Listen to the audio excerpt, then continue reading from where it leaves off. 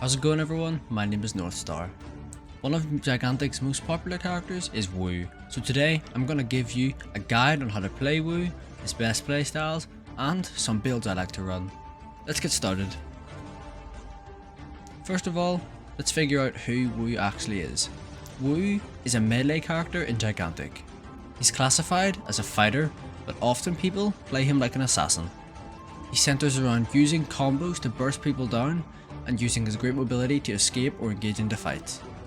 As a Wu player, you'll want to be looking to clean up kills, stall power on a point, or disrupt enemies, and also be ready to set up kills for your team.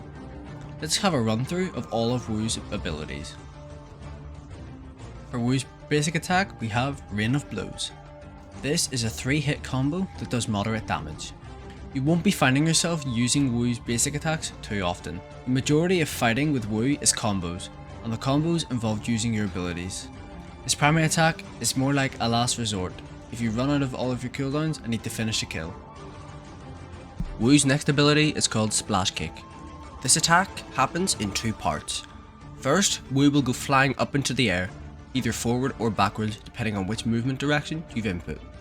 The second part of the ability sends him crashing down on a targeted area. This ability can be a really good repositioning tool, a really good engage tool to crash down on an enemy and lay your combo into them, or an escape tool. Wu's third ability is called Crashing Waves. This attack also occurs in 2 parts. First, Wu sends out a wave. This wave will interrupt enemies on hit and deal modest damage. Next, Wu will perform a dash attack. This attack will deal extra damage to enemies who have been interrupted. You will want to use this ability in the middle of your combo most often, to interrupt them from attacking you back or trying to escape. This tool can also be used for quick repositioning in the middle of a fight and stalling power circles and interrupting enemies. Wu's fourth ability is called Tongue Lash. Honestly, this is Wu's strongest ability and one of the best abilities in the game. Wu will lash his tongue at somebody. On hit, it will pull the enemy to Wu's location. This is extremely strong at pulling enemies out of position for your team to follow up, or setting yourself up for a combo. This makes Wu amazing for securing kills and disrupting enemies and forcing them to engage. Also, with the correct upgrades, you can cause all your cooldowns to be reset, which makes you prolong your combos. Finally, we have Wu's last ability, his focus skill. His focus is called Typhoon's Fury. This is a dash and an uppercut. On hit, the uppercut will launch enemies high up into the air and interrupt them.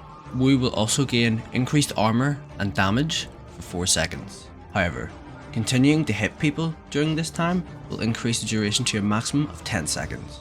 Each level of focus increases the uppercut damage and the armor and damage boosts. This ability is great for finishing kills, engaging and setting up your teammates to get kills, or to use during a combo, because it will buff your armor and your damage, so you can stay in the fights longer and secure the kills more reliably.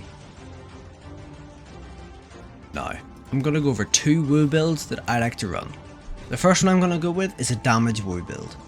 You're going to start off the build with Flowing Fist on your primary attack. After using any skill, your next attack will deal 30% armor ignoring damage and perform an uppercut. Then, you're going to go over to Tongue Lash and take Whet Your Appetite. If you hit a tongue, you will now reset all of your cooldowns. This is huge for keeping your combos uptime as maximum. You're then going to go over to Splash Kick and take Burst the Dam. Now when you do the down splash, you're going to crack the enemy's armor. Then I'm going to go over to my mid path and I'm going to take Angular Momentum, just to get as much damage as we can after dodging. Then we're going to go over to our Clash talent and we're going to take Wave Pattern.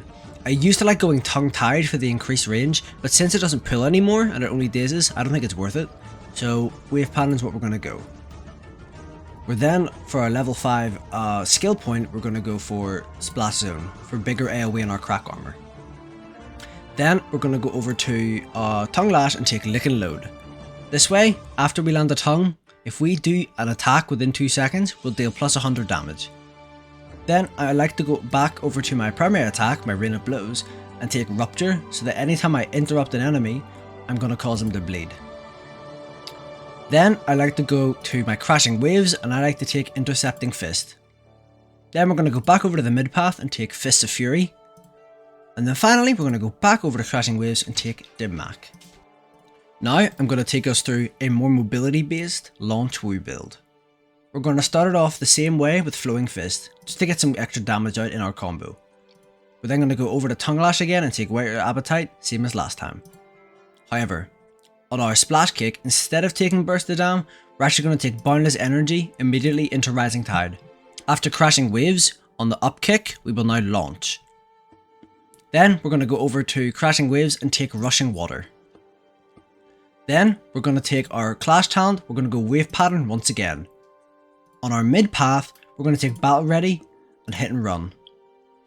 Then I like to go Lick and Load. Since we're not going full damage build, we're losing out on a bit of damage, so it's nice to get that damage buff every time we land the tongue. Then I like to take Rupture, and then finally I like to go Splash of Least Resistance. Now, for my final advice for Wu. 1. If you can tongue a target to secure a kill, do it. That 10 power could be what you need to win. 2.